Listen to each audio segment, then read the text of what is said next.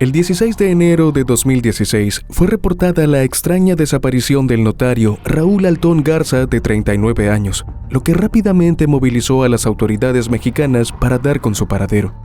Sin embargo, en un giro inesperado, su esposa Rosa Nelly Luna contactó a las autoridades afirmando tener información sobre el paradero de su esposo. Para asombro de todos, declaró que su cuerpo estaba enterrado en el patio trasero de su casa. Inmediatamente todos se preguntaron, ¿quién podía estar detrás de este crimen atroz?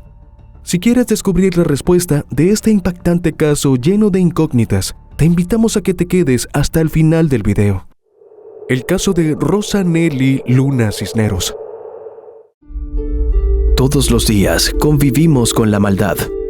Somos testigos de la parte más oscura del comportamiento humano. El sufrimiento provocado por un individuo a otros es algo latente en nuestra sociedad. En Investigadores Criminales, nos adentraremos en ese lado oscuro de la humanidad. Traeremos a la pantalla los más perversos crímenes y trataremos de entrar en la mente de esos seres que cometen los más terribles actos. Yo soy Carlos y el día de hoy te traigo otro caso más. Si eres fan de los casos criminales y la investigación policial, te sugiero que compres el libro En el laberinto de sombra, ya disponible en la versión de tapa blanda e ebook en Amazon. Encontrarás el enlace en la descripción de este video y en un mensaje fijado. Raúl Tomás Altón Garza, por su parte, nació en 1977 en Monclova, una ciudad ubicada en la región central del estado de Coahuila, al norte de México. Era el segundo de 3 hijos de María Antonieta Garza y Daniel Antón. Aunque no hay muchos detalles sobre su infancia, sí se sabía que se había convertido en un notario de renombre, gracias en parte a la influencia de su familia en la ciudad, una posición que le había permitido trabajar para varios gobernadores locales. Era descrito como un hombre humano, noble, sociable y muy apegado a su familia. En cuanto a Rosa Nelly Luna Cisneros, la información sobre su vida personal es escasa. Lo poco que hay disponible sugiere que nació en 1986 en México y era una mujer extraordinariamente capacitada, que dominaba 3 idiomas y había estudiado 3 carreras. Una de ellas era Derecho. Aunque se desconoce cómo surgió la relación entre ellos, se sabe que tan pronto como se conocieron, Rosa logró enamorar a Raúl profundamente. Así en 2009 se casaron y 2 años después su felicidad creció con el nacimiento de su único hijo, Braulio. El éxito profesional de Raúl les permitió llevar una vida cómoda, y no solo se encargaba de mantener a su familia, sino que también apoyaba económicamente a los parientes de Rosa, quien, a pesar de su educación, decidió no trabajar y dedicarse al cuidado de su hijo y su esposo. Todo parecía perfecto. Raúl era rico, exitoso y disfrutaba de una familia que lo adoraba. Sin embargo, esa fachada de felicidad comenzó a desmoronarse debido a los celos crecientes de Rosa. Ella amenazaba a cualquier mujer que se acercara a Raúl, lo que provocó constantes disputas entre la pareja. Las discusiones se tornaron cada vez más frecuentes y violentas, deteriorando la relación hasta llegar a un punto crítico en noviembre de 2015, cuando decidieron iniciar el proceso de divorcio. Tras la separación, Raúl se mudó a vivir con su madre, pero visitaba a su hijo cuando Rosa se lo permitía, generalmente a cambio de dinero. Durante los primeros días, Raúl pareció sumido en la depresión, pero con el tiempo, las tensiones con Rosa parecieron suavizarse y decidieron darse una segunda oportunidad, aunque cada uno vivía en su propio hogar. El sábado 16 de enero de 2016, Rosa invitó a Raúl a cenar para pasar tiempo juntos con Braulio. Esa tarde, el hombre dejó la casa de su madre, asegurándole que iría a ver algunas películas y a comer pizza con su esposa e hijo, pero nunca volvió. Cuando la noche avanzó y Raúl no regresó, María Antonieta comenzó a preocuparse, pero decidió no llamarlo esa noche para evitar molestarlo y se fue a dormir. A la mañana siguiente, al darse cuenta que no había llegado, María Antonieta intentó contactarlo, pero no contestó. Se comunicó con un amigo cercano de Raúl, quien le informó que había hablado con él la noche anterior y que éste le había dicho que se quedaría en casa con Rosa. Alarmada, María Antonieta llamó a la joven, quien, para su sorpresa, le aseguró que Raúl había salido de su casa alrededor de las 9 de la noche para irse a Piedras Negras por cuestiones de trabajo y que no había tenido más contacto con él desde entonces. La preocupación de la familia de Raúl creció, y al no encontrar pistas, su hermano Daniel denunció su desaparición en la policía. Pronto, amigos y familiares, incluida Rosa, se unieron para buscarlo. Se emitió una ficha de búsqueda para dar con su paradero. La mañana del lunes 18 de enero, su vehículo fue hallado abandonado, lo que llevó a las autoridades a considerar la hipótesis de secuestro. Sin embargo, ese escenario fue rápidamente descartado al no encontrar señales de violencia en el automóvil, ni recibir ningún contacto por un rescate. Esa noche, María Antonieta organizó una cadena de oración en su casa, pidiendo por la pronta aparición de su hijo. Rosa, en un aparente acto de solidaridad, asistió a la vigilia, manteniendo la calma a pesar de la angustia por la desaparición de Raúl. Rosa fue citada en el Ministerio Público por ser la última persona que lo vio, pero ella sostuvo que no sabía nada de su esposo.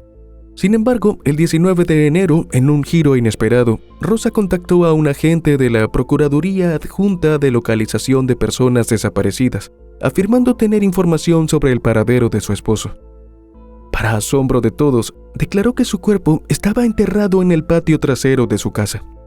Cuando la policía acudió a la residencia, encontraron el cadáver parcialmente enterrado, cubierto por un trampolín que pertenecía a Braulio. Junto al cuerpo se hallaron un martillo y un dispositivo de electrochoque, y de inmediato Rosa fue señalada como la principal sospechosa, pero ella intentó proporcionar una historia para explicar la situación. Según su relato, la noche del 16 de enero se encontró con Raúl en el Boulevard Tecnológico, donde él había dejado su camioneta. Luego de comer pastel y pizza, se fueron a casa, donde dos hombres armados los sorprendieron. Según la versión de Rosa, estos sujetos le ordenaron que se mantuviera en una habitación con su hijo, ya que tenían un asunto que resolver con Raúl. Dijo que escuchó una acalorada discusión, pero no pudo entender lo que decían, pues habían encendido la televisión a alto volumen para que su hijo no se asustara. Sin embargo, alcanzó a escuchar golpes y un gemido de dolor y supuestamente fue llamada por los delincuentes. Al llegar, vio a su hijo tirado e inconsciente. Luego, uno de los hombres la jaló del brazo y la obligó a cavar un pozo, donde enterraron el cuerpo de Raúl. Para ocultar la zanja, ella colocó el trampolín de su hijo sobre ella y se fue a dormir con Braulio aterrada. Aseguró que al principio no había dicho nada porque tenía mucho miedo, ya que los asaltantes la habían amenazado asegurándole que ella y su hijo tendrían el mismo destino que su esposo si decía algo a la policía. Sin embargo, su versión de los hechos comenzó a desmoronarse cuando se revelaron los resultados de la autopsia. Los forenses determinaron que Raúl había sido sedado con somníferos, lo que le había hecho perder el conocimiento durante varias horas, durante las cuales fue sometido a tratos crueles. Su cuerpo presentaba múltiples heridas causadas por un arma blanca y más de 20 golpes con un objeto contundente, tanto en la cabeza como en el cuerpo. Además tenía moretones en diversas partes de su cuerpo, incluyendo muslos, partes íntimas, glúteos, abdomen, brazos, pecho y cuello, siendo el golpe fatal en la cabeza. El informe forense concluyó que Raúl había fallecido entre 24 y 48 horas antes de encontrar su cuerpo, lo que indicaba que su deceso había ocurrido el 18 de enero alrededor del mediodía, apenas 2 días después de su desaparición. Esta información hizo insostenible la historia de Rosa, y aunque en un comienzo había sido detenida por obstrucción a la justicia, el 22 de enero se giró una orden de aprehensión por ser la principal sospechosa en el crimen de su esposo. Aunque la policía informó que presuntamente había confesado, luego ella cambió su declaración en al menos 2 ocasiones para confundir a las autoridades. Para resolver el caso, se llevaron a cabo entrevistas a 21 testigos, quienes ofrecieron una serie de relatos sobre episodios de violencia que Rosa había ejercido contra Raúl. Entre los testimonios más impactantes se encontraba el de la madre de Raúl, quien señaló que durante los 2 meses que su hijo había vivido con ella, lo vio sumido en una profunda depresión, claramente afectado por la separación de su esposa y su pequeño hijo. María Antonieta relató que, en ocasiones, Raúl le había confesado que se sentía perseguido. Mencionaba que Rosa siempre aparecía de la nada, lanzándole su auto, gritando y amenazándolo. La madre también recordaba un evento extraño que ocurrió el domingo 17 de enero por la tarde. Ese día, Rosa llegó a la notaría donde ella y su hijo Daniel trabajaban, pidiéndole las llaves del local para abrirlo. a pesar de que en ese momento se desconocía que Raúl estuviera desaparecido. El hermano de Raúl también corroboró la inquietud de la familia. Daniel recibió la llamada de su madre el mismo domingo, quien le informó que su hermano no había llegado a casa. En un principio, ese pensamiento no le preocupó, creyendo que Raúl simplemente se había quedado a pasar la noche con Rosa. Sin embargo, cuando ella le dijo que se había ido, comenzó a sospechar que Raúl podría estar en peligro. Recordó que 8 meses antes de su desaparición, Raúl había expresado su preocupación por lo que pudiera sucederle, y le había encargado cuidar de Braulio en caso de cualquier eventualidad. También le había confesado sufrir violencia a manos de Rosa, aunque nunca se atrevió a denunciarla. Los compañeros de trabajo de Raúl también confirmaron que Rosa mostraba un comportamiento posesivo y celoso. Sus testimonios revelaron numerosos episodios de furia y celos desmedidos por parte de Rosa. No era raro ver a Raúl con moretones y rasguños en la cara y el cuello. Un mes antes de los eventos fatales, había pedido a sus colegas que no acudieran a la oficina, dado que Rosa había amenazado con incendiarla. En otra ocasión, había arrancado las cámaras de seguridad del registro civil y había sustraído dinero del local. Incluso, una vez Raúl llegó con un corte en la cara, luego de que Rosa le lanzara un celular. La esposa de un compañero de trabajo de Raúl testificó que escuchó a Rosa confabular sobre la posibilidad de atacarla con un dispositivo de choque, el mismo tipo de objeto que se encontró junto al cuerpo de Raúl. Las lesiones en las partes genitales del hombre parecían indicar que su agresor buscaba herir su masculinidad, un contexto que reflejaba las reacciones de una mujer cegada por los celos. Asimismo, los policías hallaron el auto de Rosa escondido en uno de los negocios de la familia, en cuyo interior encontraron herramientas que pudo haber utilizado en los aberrantes hechos. También se supo que Rosa le pagó el día a la empleada doméstica, a pesar de que no se presentó a trabajar el día en el que ocurrieron los hechos. Ante estos descubrimientos y la presencia de somníferos en el cadáver, aunado a más evidencias, el 27 de enero de 2016, el agente del Ministerio Público otorgó la orden de aprehensión en su contra y se llevó a cabo la audiencia de imputación contra Rosa. Durante la comparecencia, la Fiscalía presentó la acusación, sustentada en las entrevistas realizadas a Rosa, las evidencias recabadas en la vivienda donde se presumía que sucedieron los hechos y en los horarios de llamadas a la autoridad. También se tomaron en cuenta las declaraciones de las personas allegadas a Raúl y los resultados de la necropsia y del dictamen químico que reveló que la víctima había sido drogada. Por su parte, los abogados de Rosa argumentaron su inocencia, sugiriendo que Raúl estaba involucrado en asuntos políticos y que el crimen podía estar relacionado con un ajuste de cuentas. La defensa sostenía que el notario era conocido por brindar favores a figuras políticas y que había estado involucrado en actos de corrupción. Sin embargo, la Fiscalía contradijo este argumento, afirmando que antes del crimen Raúl no había recibido amenazas y que no había pruebas que vincularan su muerte a los hechos denunciados por la defensa. Tras escuchar todas las pruebas presentadas, la jueza a cargo dictó auto de vinculación a proceso a Rosa por la posibilidad de un delito de homicidio calificado, con las atenuantes de haber cometido tormento, premeditación y ventaja en contra de su esposo. Además, ordenó su prisión preventiva en el penal femenil de Saltillo, donde permanecería a la espera de que se decidiera su situación judicial.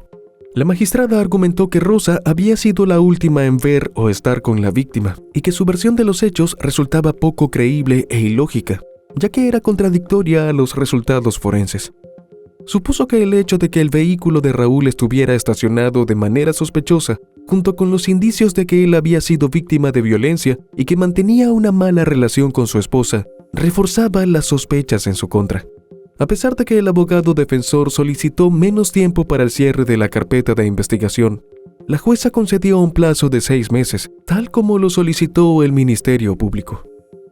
Esta decisión se debió a la complejidad del caso, ya que se argumentó la necesidad de tiempo adicional para corroborar pruebas, preparar la acusación debida, recopilar testimoniales y solicitar el registro de llamadas de la pareja. Además, requerían realizar un análisis de la tierra extraída del patio donde fue enterrado Raúl, lo que requería la asistencia de expertos de otro estado. Mientras se llevaban a cabo las investigaciones, familiares, amigos y compañeros de trabajo de Raúl se reunieron para darle el último adiós. Al igual que los allegados, algunos políticos, empresarios y comerciantes estuvieron presentes en el sepelio para despedir al notario. En medio del dolor, su hermano Daniel dijo que no querían venganza, sino justicia, y que, aunque dijo confiar en la justicia, exigió a las autoridades esclarecer los hechos y sobre todo castigar a la responsable. En el caso de los niños de la pareja, se encontraba bajo resguardo de la Procuraduría de los Niños, Niñas y la Familia, organismo que decidiría si otorgaría la custodia a los abuelos maternos o paternos. Por razones que se desconocen, el juicio de Rosa se retrasó hasta el 2018. Durante el proceso, la mujer se mostró tranquila y serena, sin dejarse conmover por las acusaciones que se le atribuían. En medio del debate se sugirió que Rosa era esquizofrénica y que no estaba tomando su medicación, lo que supuestamente le provocaba ataques de ira y comportamientos violentos. Fue sometida a evaluaciones psicológicas que revelaron que era una mujer fría y distante, con control sobre sus emociones, aunque también resultó ser paranoica, celosa y agresiva. Los expertos identificaron un complejo de inferioridad y sentimientos de frustración, pero concluyeron que no había ninguna incapacidad mental que pudiera eximirla de su responsabilidad. Mientras el juicio se llevaba a cabo, todas las personas allegadas a Raúl declararon ante el juez sobre la mala relación de la pareja y la violencia ejercida por Rosa. Para la fiscalía, todos los indicios apuntaban a que se trató de un crimen pasional y durante el desarrollo del juicio se pudo acreditar con elementos y declaraciones de testigos que Raúl era un hombre tranquilo, que no tenía enemigos y amaba a su esposa e hijo. Sin embargo, la acusada aseguró que era inocente. Sus abogados exigieron su libertad tras asegurar que las pruebas que presentó el Ministerio Público eran ilícitas e insuficientes por falta de exhaustividad y por violentar flagrantemente los derechos de la acusada. Mencionaron que Rosa fue autoincriminada y que la fiscalía presentó testigos que solo narraron conflictos maritales, pero ninguno de ellos demostró qué fue lo que pasó. Además, agregaron que tampoco había pruebas de que su clienta hubiera utilizado el martillo que se halló cerca del cuerpo y con el que habían golpeado a Raúl. Asimismo, advirtieron que se perdieron los peritajes irreproducibles, como la orina de Raúl con la que se determinó que fue sedado. Además, consideraron ilegal la detención de Rosa, a quien las autoridades estigmatizaron como una mujer celosa. Después de más de 4 años de deliberación, en noviembre de 2018, Rosa Nelly Luna Cisneros, de 31 años, fue condenada unánimemente a la pena máxima de 35 años de prisión por homicidio calificado con circunstancias agravantes de tortura, premeditación y ventaja. La sentencia indicaba que los jueces la consideraban responsable de los problemas en la relación de pareja y que se trató de un crimen pasional. Cuando llegó el momento de la sentencia, Rosa mostró una actitud fría y desapegada, careciendo de cualquier signo de remordimiento. Rosa argumentó que el juez la condenó basándose en estereotipos acerca de lo que se esperaba de ella como esposa.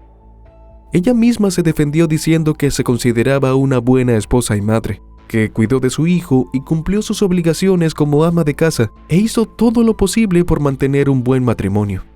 Sus abogados afirmaron que fue condenada por ser una mujer culta e inteligente, con múltiples títulos universitarios y que hablaba varios idiomas, señalando que esto había contribuido al aumento de su pena. La defensa señaló que desde el principio hubo muchas violaciones de los derechos de Rosa por parte de las autoridades. Según lo indicado, Rosa fue detenida sin justificación y sometida a presión después de haber revelado el paradero del cuerpo de Raúl, con la intención de que confesara el crimen. Destacaron que la línea de investigación referente a los hombres desconocidos que invadieron su casa no fue explorada por la policía. Afirmaron que en las grabaciones de las cámaras de seguridad de los vecinos se observaba a los culpables entrando y saliendo de la casa el día en que ocurrieron los hechos, sin que esta evidencia fuera considerada en la sentencia.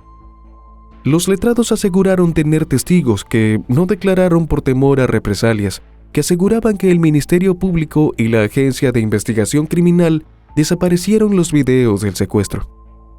Además, sus representantes legales alegaban que tras el crimen, las cuentas millonarias del notario fueron vaciadas, pero el responsable nunca había sido identificado, cuestionando que la Fiscalía General del Estado actuara con tibieza para pedir informes al banco. Asimismo, los abogados argumentaron que los jueces se basaron en suposiciones y testimonios de personas cercanas, en lugar de basarse en pruebas irrefutables. Según su versión, existía una duda razonable sobre la culpabilidad de Rosa, lo que debería haber impedido su condena. A diferencia de ella, Raúl contaba con un sólido respaldo social y político, dado que su familia era muy conocida en las esferas gubernamentales. Por estas razones apelaron la sentencia, afirmando que Rosa era inocente y que su detención había sido de carácter político, destinada a proteger a los verdaderos culpables y que había sido víctima de una conspiración para incriminarla. Sin embargo, después de una nueva evaluación en 2019, el Tribunal Estatal confirmó la sentencia dictada un año antes. Así, la pena de prisión de Rosa quedó en firme hasta finales de enero de 2051. Increíblemente, el 8 de junio de ese mismo año, Rosa se casó nuevamente con un hombre llamado Marco Antonio Martínez, quien era 7 años mayor que ella. Según se supo, la pareja se conoció en prisión mientras él visitaba a su hermana acusada de participar en un rapto. Por otro lado, de manera extraoficial, se dio a conocer que el pequeño Braulio, quien en un comienzo había sido puesto bajo resguardo de las autoridades, luego fue entregado a la familia de Raúl y, posteriormente, su custodia quedó a cargo de los abuelos maternos. Se desconoce su situación actual. A pesar de que la Procuraduría sigue manteniendo su versión de que Rosa fue la autora del crimen de su esposo, sus abogados aseguran que el caso está basado en un estudio psicológico sobre su personalidad, pero no hay pruebas de su culpabilidad. Desde entonces, los nuevos abogados continúan luchando por demostrar su inocencia y brindarle la oportunidad de comenzar una nueva vida junto a su nueva familia. Y ahora que conoces todos los detalles de esta trágica historia, ¿crees que Rosa es inocente o realmente es una viuda negra? Déjanos tu opinión en los comentarios. Y bueno, querida audiencia, hasta aquí una investigación más. ¿Qué opinan del caso de hoy? Nos gustaría mucho leer sus comentarios, ya que su opinión sobre los casos es muy importante para nosotros. Recuerden siempre hacerlo con el máximo respeto posible, tanto para la víctima como para los demás espectadores y nosotros, que los estaremos leyendo. Antes de irte, deja tu me gusta y suscríbete si aún no lo estás.